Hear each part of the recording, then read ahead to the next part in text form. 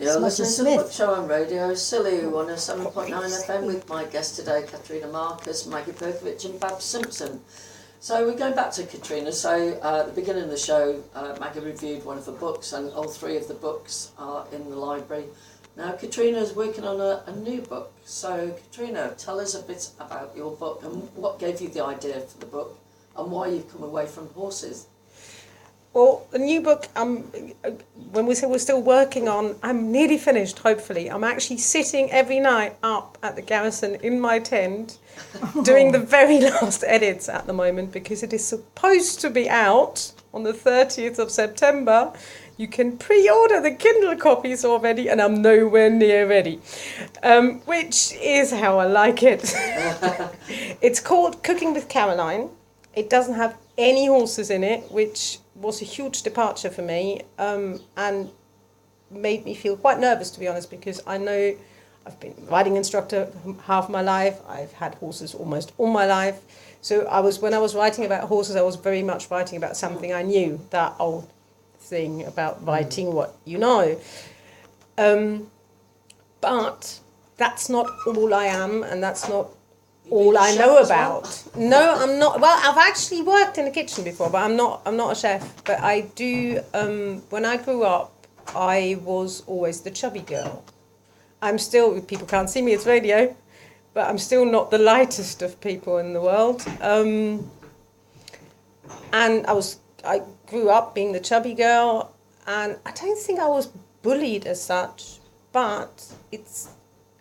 For me, I heard a lot of things as bullying that was said to me. If somebody, if people made comments about, do you really need that much butter on your bread? Do you really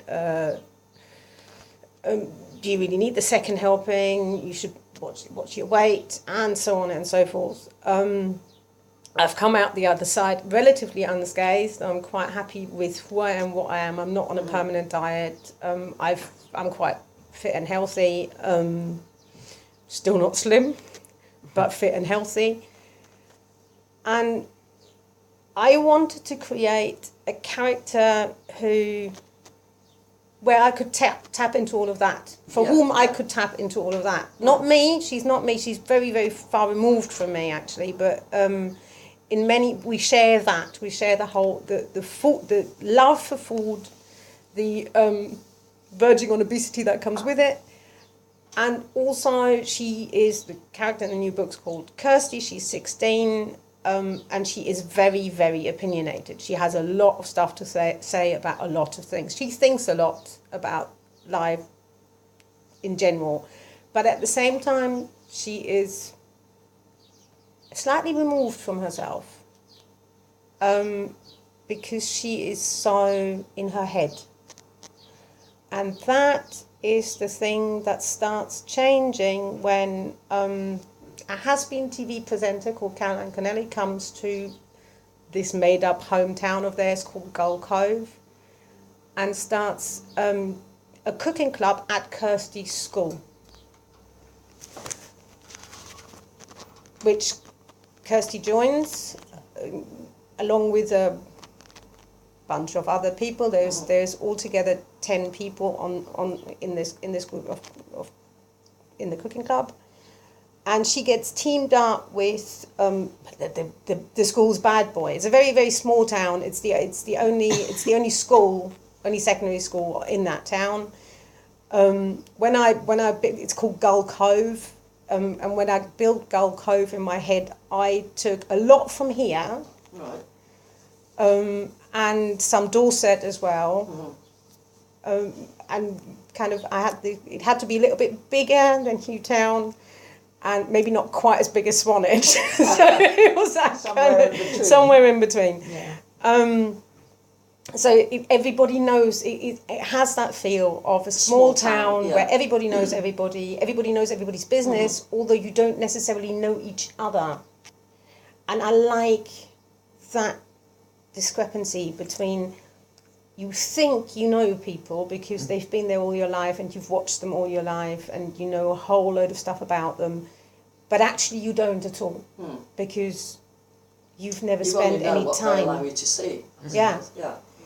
So she gets teamed up with Jake Deacon, who is the bad boy, and also the older brother of the twins in Kirsty's year, who are the bane of her life. They're the ones who have bullied her about her weight ever since year 7. So she's quite weary of him to start off with.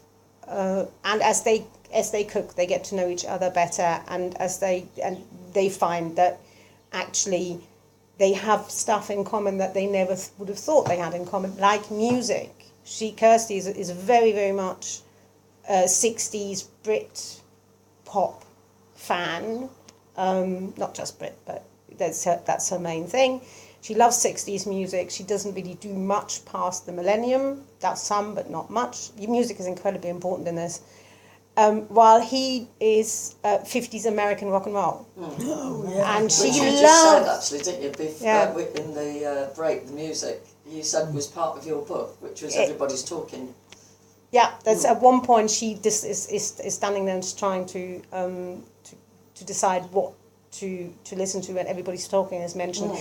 Individual songs are mentioned a lot, and they kind of meet at the point in terms of music at the point where they're both really into oldie music, and into cooking and into food, and get to know each other. And I don't want to give away too much. I shouldn't know. I'm looking forward to this. Sounds good. 50s rock and roll, Yeah, lovely. It's got all the ingredients. But it has also the that whole thing of growing up and finding your identity in a world that's exploding around our ears right now. Although that's not a huge part of the book, I think it's important to acknowledge, and she acknowledges it in sidelines sometimes, that there is stuff going on. Yeah. So that's Cooking with Caroline, out on the 30th of September, provided I can get my edits done in time. Of course you can. Now, did you want to read a little bit from the book? I would you could, rather not? I could Yeah, do. that'd be nice. I found a bit. In fact, when Katrina was in the library the other day, she said, I finally got the cover for my book.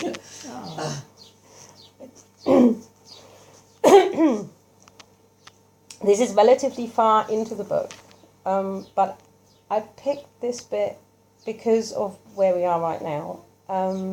They're at the beach, and it's nighttime, and the two of them have agreed to do what is called the Moon Pool Challenge. Jake and Kirsty waited until he, Gray, too, had been swallowed by the night before they got to their feet. They collected their things and walked silently towards the smaller cove that adjoined the main body of Gull Cove's beach. It was so well hidden behind a large rock formation which jutted out majestically into the ocean that tourists rarely found it. Only the initiated knew where the entrance was, a short little passageway hewn into the rock by pirates some centuries prior, according to the local law that was carefully kept out of the guidebooks. This bit of the coast belonged only to the people who lived here, and Kirsty felt as if she was entering something sacred every time she snuck into the little cove. She'd been here many times before, learned to swim here under the careful guidance of her father and Nicholas, but never at night, never to do what she was about to do now. The tunnel was so narrow that they had to go single file, and Kirsty slipped in behind Jake. For a moment, as the rock encased them, it was pitch black and dead quiet. Kirsty's left hand found the small of Jake's back in front of her, and they let themselves be guided only by their knowledge and their fingertips scuttling along the wall. When they came out the other side, the sight took her breath away. She exhaled slowly as she beheld what lay before them. She walks in beauty like the night, of cloudless climes and starry nights. From out of nowhere, Byron's words ricocheted through the centuries, sending a quiver of enchantment from Kirsty's scalp all the way down to her toes. What in daylight was merely a nice little pool, almost entirely surrounded by a natural circle of rocks, with only a small opening to the sea to let the tide in and out, appeared like a magic portal to the sky at night. The moon and the stars were reflected perfectly in the black mirror of the water, only the occasional gentle ripple of waves giving a clue as to where was up and where was down. "Oh, wow," Kirsty whispered, while in the face of all this beauty the thoughts of unworthiness and shame that she'd been nursing in the background all evening fell away. Without hesitation she began peeling herself out of her clothes. Jake was still standing motionless, staring at the water when she had already shed her jacket, shoes and socks, and she halted for a moment. "Have you ever?" "No," he answered almost inaudibly. "Are you?" "Yes." "Yes." His voice was shaky but certain. "Oh, yes, I am." He shook himself out of his reverie and out of his jacket, and they carried on undressing together, neither looking too closely nor not looking at all. For a fleeting moment, Kirsty noted that this was the first time in real life she'd seen a grown-up boy other than her brother entirely naked. She was also acutely aware that for Jake the opposite most definitely wasn't true. But somehow it didn't matter. None of it mattered as he took her hand and they waded into the freezing cold water side by side. The pebbles beneath their feet were smooth and round and seemed smaller than Kirsty remembered from her childhood excursions. Back then, they had been like cobblestones under her tiny toes. I'll finish it there. Wonderful. What an That image. makes me want to What go and a What image. happened?